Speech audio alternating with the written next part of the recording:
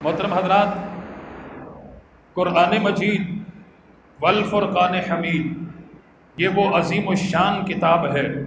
نبی کریم علیہ الصلوۃ والسلام نے ارشاد فرمایا کہ قرآن اللہ کا دسترخوان ہے۔ کیا مطلب؟ یعنی برکت کا دسترخوان ہے، اسے جو چاہو کھاؤ۔ اور سرکار نے فرمایا کہ مجھے اپنی عزت و جلال کی قسم ہے، قیامت تو قائم ہو سکتی ہے پر قرآن کے برکات ختم نہیں ہو سکتے۔ اور ایک اور حدیث پاک میں سرکار دو عالم علیہ الصلوۃ والسلام نے ارشاد فرمایا کہ جو بلند آواز سے قرآن کی تلاوت کرتا ہے وہ ایسا ہے کہ جیسے لوگوں کے اندر کھڑے ہو کر کے وہ صدقہ کر رہا ہے۔ جو آہستہ آواز میں قرآن کی تلاوت کرتا ہے وہ چھپ چھپ کر کے خیرات کر رہا ہے۔ ایک اور حدیث پاک میں حضور نے ارشاد فرمایا کہ جس مقام پر اللہ کے قرآن کی تلاوت کی جاتی ہے وہ مقام روشنی سے منور ہو جاتا ہے۔ مل کر کہتے سبحان اللہ۔ کسی کا گلا خراب نہیں ہوگا، قرآن کی عظمت کی بات ہے، سینے کا زور لگا کر کہتے سبحان اللہ۔ فرمایا کہ جس مقام پر اللہ کے قرآن کی تلاوت کی جائے وہ مقام روشن ہو جاتا ہے، منور ہو جاتا ہے۔ محترم حضرات، کیا کسی لائٹ سے روشن ہو جاتا ہے؟ کسی لائٹ کی روشنی کی وجہ سے منور ہو جاتا ہے؟ فرمایا کہ نہیں، یہ اللہ کی مقدس کتاب قرآن کی روشنی ہے۔ فرمایا کہ جس مقام پر قرآن پڑھا جائے وہ مقام قرآن کی تلاوت سے روشن ہو جاتا ہے۔ نتیجہ یہ نکلا، گھر میں قرآن پڑھو گے گھر روشن ہو جائے گا، مکان میں قرآن پڑھو گے مکان روشن ہو جائے گا، دکان میں قرآن پڑھو گے دکان روشن ہو جائے گی، کارخانے میں قرآن پڑھو گے کارخانہ روشن ہو جائے گا، فیکٹری میں قرآن پڑھو گے فیکٹری روشن ہو جائے گی۔ حاصل کلام یہ کہ دنیا کے جس کونے جس چپے پر آپ قرآن کی تلاوت کرو گے وہی مقام روشن اور منور ہو جائے گا۔ تو خوش بخت ہیں وہ خواتین و حضرات جو کلام الرحمن کی تلاوت کرتے ہیں۔ قرآن بہت بڑا معجزہ ہے ہمارے نبی کا۔ عرب کی ایک ویلفیئر سوسائٹی نے ایک اجلاس کیا اور عرب کی اس ویلفیئر سوسائٹی نے 3 دانشوروں کو بلایا، ایک عیسائی دانشور، ایک یہودی دانشور اور ایک مسلمان دانشور۔ ان کا مقصد یہ تھا کہ ان مذاہب کے لوگوں کو بلایا جائے اور ان سے بات کی جائے اور انہیں ایک مذہب پر اکٹھا کیا جائے۔ مذاہب تو اور بھی بہت سارے، انہوں نے ان 3 کو مطلقاً کیوں بلایا، یعنی مسلمان، یہودی اور عیسائی؟ اس لیے کہ ان تینوں کا جو مذہب ہے وہ آفاقی ہے، آسمانی ہے، اس لیے ان تینوں کا انتخاب کیا گیا۔ 2 حضرات کو جج بنا دیا گیا۔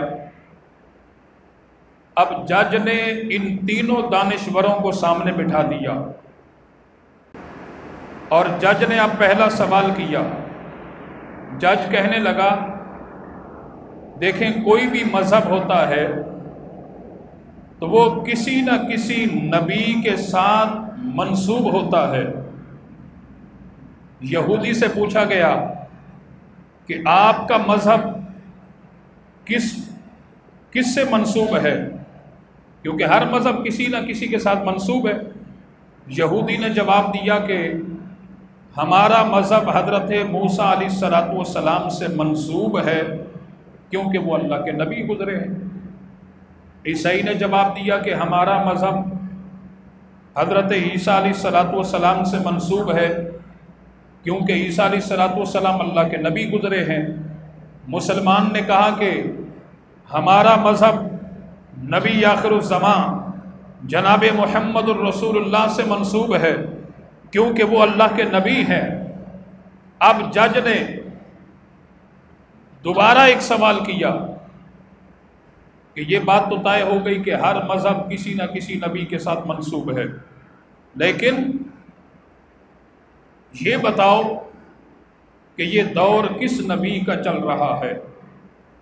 یہودی نے کہا کہ ہمارے نبی موسیٰ علیہ السلام کا دور چل رہا ہے۔ عیسائی سے پوچھا، اس نے کہا کہ ہمارے نبی حضرت عیسیٰ علیہ السلام کا دور چل رہا ہے۔ مسلمان سے پوچھا تو مسلمان نے کہا کہ ہمارے نبی امام الانبیاء حضرت محمد مصطفیٰ کا دور چل رہا ہے۔ اب جج نے کہا کہ بات ایسے نہیں ہوگی، اس پر دلیل بھی دینا ہوگی۔ اور جج کہنے لگا کہ اللہ نے ہر نبی کو معجزہ عطا کیا۔ جب نبی کا دور چل رہا ہوتا ہے تو اس کا معجزہ بھی چل رہا ہوتا ہے، اور جب نبی کا دور ختم ہو جاتا ہے تو اس کا معجزہ بھی ختم ہو جاتا ہے۔ عیسائی سے سوال کیا گیا کہ بتاؤ تمہارے نبی کا کوئی معجزہ چل رہا ہے؟ یہودی سے سوال کیا گیا تو اس جج کے سوال پر یہودی بھی خاموش، عیسائی بھی خاموش۔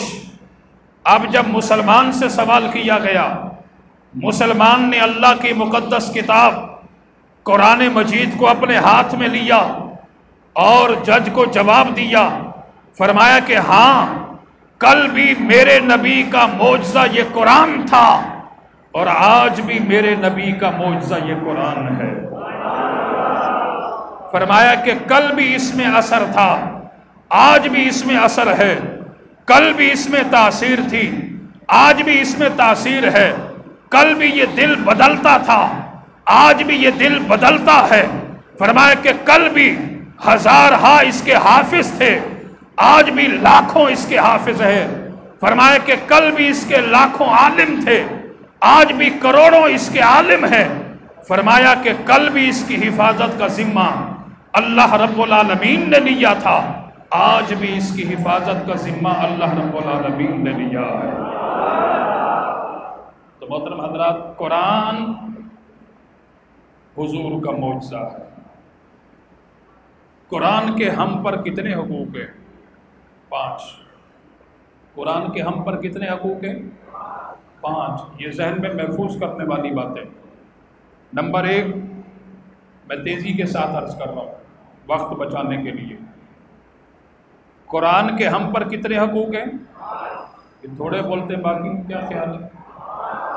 اگر آپ کے پاس کچھ معلومات ہے تو مجھے بھی بتا دیں، میرے علم میں اضافہ ہو جائے۔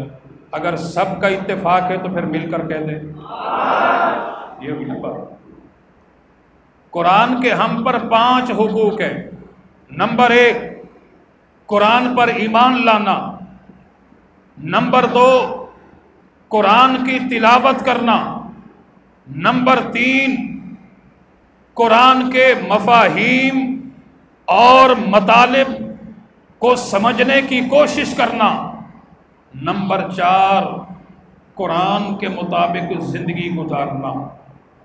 نمبر 5، قرآن کی ترویج و اشاعت کرنا اور قرآن کے پیغام کو لوگوں تک منتقل کرنا۔ کتنے ہو گئے بھائی؟ 5۔ یہ 5 حقوق ہیں قرآن کے۔ اللہ کی بارگاہ میں دعا کیا کریں، اللہ تعالی ہمیں قرآن کے یہ 5 حقوق ادا کرنے کی توفیق عطا فرمائے۔ جناب عمر ابن خطاب فاروق اعظم رضی اللہ تعالیٰ عنہ کتنے جلیل القدر صحابی ہیں، سرکار کے غلام ہیں۔ حضرت ابو موسیٰ اشعری رحمۃ اللہ علیہ کی خدمت میں عرض کرتے ہیں، اے ابو موسیٰ اشعری مجھے اللہ کی باتیں سناؤ۔ حضرت ابو موسیٰ اشعری کہتے ہیں، فاروق اعظم میں رب کی کون سی بات سناؤں؟ تو جناب فاروق اعظم کہتے ہیں کہ آپ قرآن اٹھا کر کے لاؤ اور مختلف مقامات سے قرآن کی تلاوت کر کے سناؤ۔ حضرت ابو موسیٰ اشعری قرآن لے کر کے آتے، روایات کے اندر ہے کہ قرآن پڑھتے پڑھتے ابو موسیٰ اشعری کی پوری رات گزر جاتی۔ جناب فاروق اعظم پوری رات کلام الرحمن کی تلاوت سنتے رہتے، یہاں تک کہ فجر کی اذان ہو جایا کرتی۔ صحابہ قرآن سے اتنا پیار کیا کرتے۔ جناب عثمان غنی اپنے دور خلافت میں شاہ عبدالعزیز محدث دہلوی تفسیر عزیزی کے اندر کے حوالے سے بیان کرتے ہیں کہ جناب امیر المومنین عثمان بن عفان اپنے دور خلافت میں کعبہ شریف کے اندر تشریف لے جاتے اور نماز شروع کرتے، اور جب نماز شروع کرتے تو ایک ہی رکعت کے اندر 15 پارے ختم فرما دیا کرتے، دوسری رکعت میں دوسرے 15 پارے ختم فرما دیا کرتے۔ میرے اور آپ کے امام اعظم نعمان بن ثابت رضی اللہ تعالیٰ عنہ اپنی زندگی کا آخری حج کرتے ہیں اور کعبہ شریف کے متولی سے کہا کہ کعبہ شریف کا دروازہ کھول دو، نہ جانے میری زندگی کا بھروسہ ہے یا نہیں ہے، آج مجھے دل کھول کے حرم کعبہ شریف کے اندر جا کر کے عبادت کر لینے دو۔ کعبہ شریف کے متولی نے آپ کی درخواست کو منظور کیا، بیت اللہ شریف کا دروازہ کھول دیا گیا۔ امام اعظم رحمۃ اللہ علیہ کعبہ شریف کے اندر تشریف لے جاتے ہیں۔ ہمارے اکابرین، ہمارے اسلاف راسخین نے اللہ کے قرآن سے کتنا پیار کیا ہے۔ امام اعظم ایک قدم زمین پر رکھتے ہیں، ایک قدم زمین سے اوپر اٹھا لیتے ہیں، الحمد سے قرآن پڑھنا شروع کیا، ایک ہی قدم پر کھڑے کھڑے آپ نے 15 پارے ختم فرما دیے۔ جو قدم اوپر اٹھایا تھا نیچے رکھا، نیچے والے قدم کو اوپر اٹھایا، دوسرے 15 پارے بھی ختم فرما دیے۔ اللہ کریم کی بارگاہ میں ہاتھ اٹھا کر کے دعا کرتے ہیں کہ باری تعالیٰ تیری عبادت کرنے کا جو حق ہے وہ حق تو میں ادا نہ کر سکا، میری ٹوٹی پھوٹی عبادت تلاوت کلام الرحمن کو اپنی بارگاہ میں قبول فرما۔ غیب سے آواز آئی، امام اعظم میں نے آپ کی تلاوت کلام الرحمن کو اپنی بارگاہ میں منظور کر لیا ہے، میں نے آپ کی عبادت کو بھی قبول کیا ہے، اور یاد رکھنا قیامت تک آپ کے نقش قدم پر چلنے والے جتنے بھی حنفی ہیں میں نے ان سارے کے سارے حنفیوں کی بھی بخشش کر دی ہے۔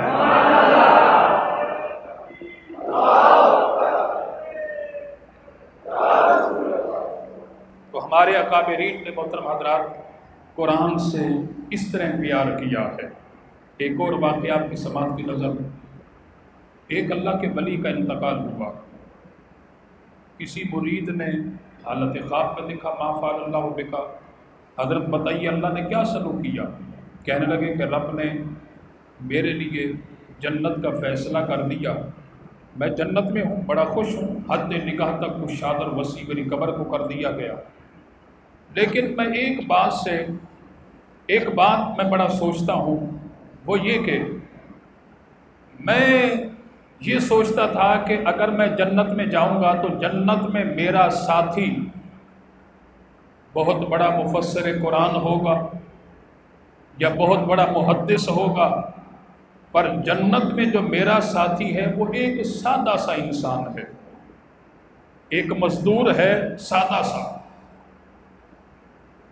اور اس مرید نے حالت خواب کے اندر، اس مرید نے حالت خواب کے اندر ہی جب یہ سب کچھ سنا تو مرید کا تجسس بڑھ گیا کہ میں اس سادہ انسان کے بارے میں جا کر کے پوچھوں تو صحیح، ہے بھی سادہ، ہے بھی مزدور، اور اتنا بڑا رتبہ اللہ کے خاص بندے کی جنت کے اندر قربت مل گئی، ساتھ مل گیا۔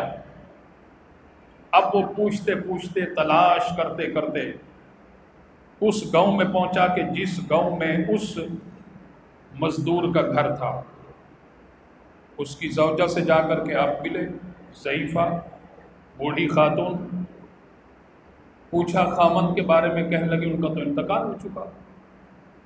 کہنے لگے وہ کیا کرتے تھے، ان کا کیا ایسا کوئی عمل تھا؟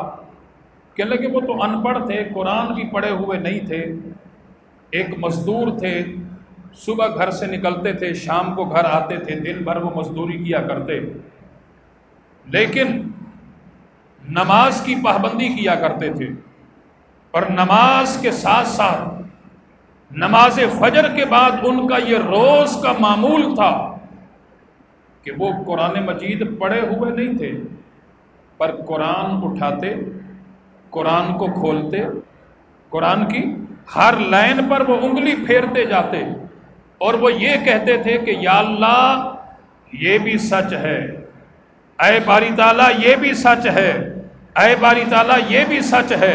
بس ان کی یہی گردان ہوتی کہ قرآن کی ہر لائن پر انہوں نے انگلی لگانی تھی، ہر لائن پر انگلی پھیرنی تھی، اور زبان سے یہ کہنا تھا کہ باری تعالیٰ یہ بھی حق ہے، یہ بھی سچ ہے، یہ بھی سچ ہے۔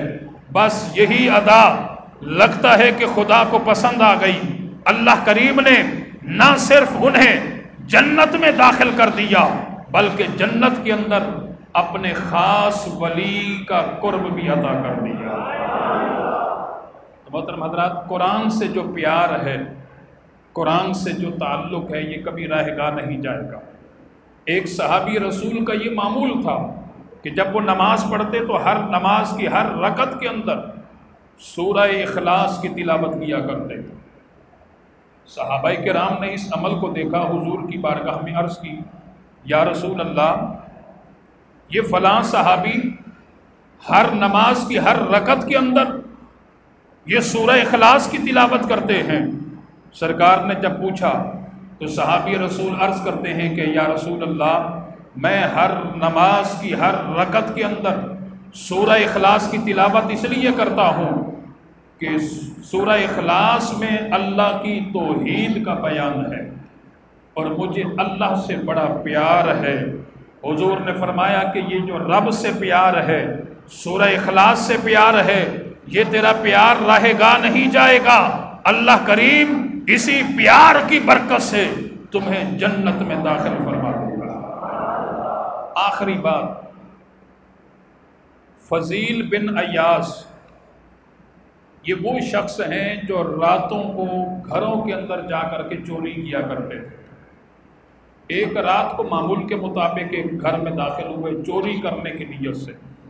جب گھر میں داخل ہوئے دیکھا تو اس گھر میں ایک بزرگ رات کے وقت قرآن کی تلاوت کر رہے ہیں، اور تلاوت کلام الرحمن کی اتنی مٹھاس ہے، کیونکہ قرآن کی تو اپنی ایک مٹھاس ہے نا، قرآن کی مٹھاس ہے، قرآن کا کھچاؤ ہے، قرآن کی روحانیت ہے، قرآن کی برکت ہے، قرآن کی نورانیت ہے، کیونکہ قرآن حقیقت میں ہے ہی نور۔ جب کلام الرحمن کی تلاوت فضیل بن عیاض کے کانوں میں پڑی تو اس کی زندگی بدل گئی۔ یاد رکھیں، قرآن وہ عظیم کتاب ہے، انسان کی تقدیر بدل جاتی ہے۔ فضیل بن عیاض نے قرآن سنا، تقدیر بدل گئی۔ قرآن سن کر کے زاروں قطار رونے لگ گئے۔ اسی وقت اللہ کریم کی بارگاہ میں توبہ کی،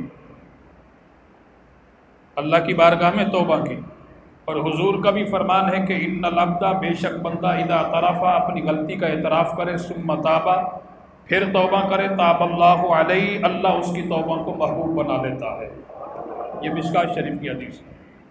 اسی وقت توبہ کی، اور توبہ کرنے کے بعد اس نے یہ نیت کی کہ صبح ہوتے ہی میں نے جس گھر سے مال دولت چرائی ہے، میں ان کی دہلیز پر جا کر کے ان کا لوٹا ہوا مال واپس کروں گا۔ صبح ہو گئی، جا کر کے جن جن گھروں سے چوری کی تھی سب کو جا کر ان کا مال واپس کیا۔ یاد آیا کہ ایک یہودی کے مکان میں بھی میں نے جا کر کے چوری کی تھی۔ اب اس یہودی کے دروازے پر گئے، یہودی باہر آیا، کہنے لگے کہ اے فضیل، اب کچھ اور چرانے کے لیے آئے ہو، کچھ اور لینے کے لیے آئے ہو؟ فضیل بن عیاض نے کہا اب لینے کے لیے نہیں آیا، اب میں دینے کے لیے آیا ہوں۔ اور اس نے کہا کہ یہ میں نے آپ کا مال چرایا تھا، یہ لے لو اور مجھے معاف کر دو اللہ کے لیے۔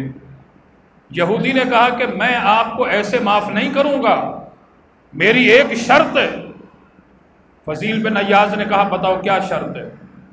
یہودی کہنے لگا دیکھو یہ سامنے پہاڑ ہے، اس پہاڑ کے جتنے بھی یہ پتھر ہیں، اس سارے کے سارے پہاڑ کو اس مقام سے اٹھا کر کے سامنے والے مقام پر رکھنا ہوگا۔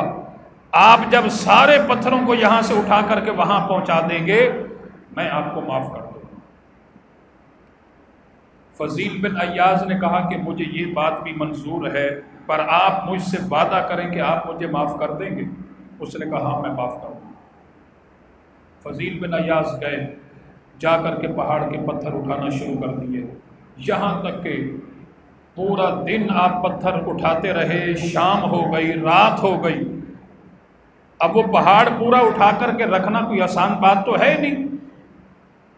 اب جب رات ہو گئی، فضیل بن عیاض اللہ کریم کی بارگاہ میں زار و قطار رونے لگ گئے اور رب کی بارگاہ میں التجا کرتے ہیں، فریاد کرتے ہیں کہ باری تعالیٰ اب تو میں نے چوری چھوڑ دی ہے، باری تعالیٰ اب تو ڈاکہ ڈالنا چھوڑ دیا ہے، میں نے مال لوٹنا چھوڑ دیا ہے، اے باری تعالیٰ میں نے تیری بارگاہ میں سچی توبہ کی ہے، یہ یہودی ہے میں نے اس کا بھی مال واپس کر دیا، یہ مجھے معاف نہیں کر رہا، اس نے ایک شرط لگا دی کہ یہ پہاڑ اٹھا کر کے وہاں رکھیں، میں نے بھی مان لی ہے، باری تعالیٰ تو جانتا ہے کہ پہاڑ کو اٹھا کر کے رکھنا یہ کوئی آسان کام تو ہے نہیں، اے باری تعالیٰ تو بڑا کریم ہے، تو بڑا غفور ہے، تو بڑا رحیم ہے، تو کرم فرما، تو اپنے کرم سے چاہے ایک پہاڑ کیا کئی پہاڑوں کو اٹھا کر کے رکھ سکتا ہے۔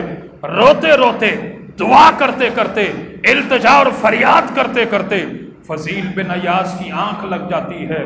صبح جب بیدار ہوئے، آنکھ کھول کر کے دیکھا کہ وہ سارے کا سارا پہاڑ اسی مقام پر موجود تھا۔ یہودی کے پاس گئے، کہا کہ آؤ جو تمہاری شرط تھی وہ پوری ہو چکی ہے۔ اب یہودی آیا، اس نے دیکھا کہ باقی پہاڑ کے تو سارے پتھر وہاں چلے گئے، تو یہودی بھی سمجھ گیا کہ یہ بات اتنا آسان نہیں کہ ایک دن اور ایک رات کے اندر یہ سارے پتھر اٹھا کر کے وہاں رکھ دیے جائیں۔ تو یہودی نے کہا کہ اے فضیل بن عیاض، تمہارا خدا بھی سچا، میں اس بات کی شہادت دیتا ہوں، تمہارا خدا بھی سچا، تمہارا مصطفیٰ بھی سچا، تیری توبہ بھی سچی، اور میں اسلام کے اس حسن کو دیکھ کر کے نبی پاک علیہ الصلوۃ والسلام کا کلمہ پڑھ کر کے اسلام کی دولت سے سرفراز ہو کر کے اے فضیل تو اکیلا جنت میں نہیں جائے گا، اپنے ساتھ مجھے بھی جنت میں لے کر کے جائے گا۔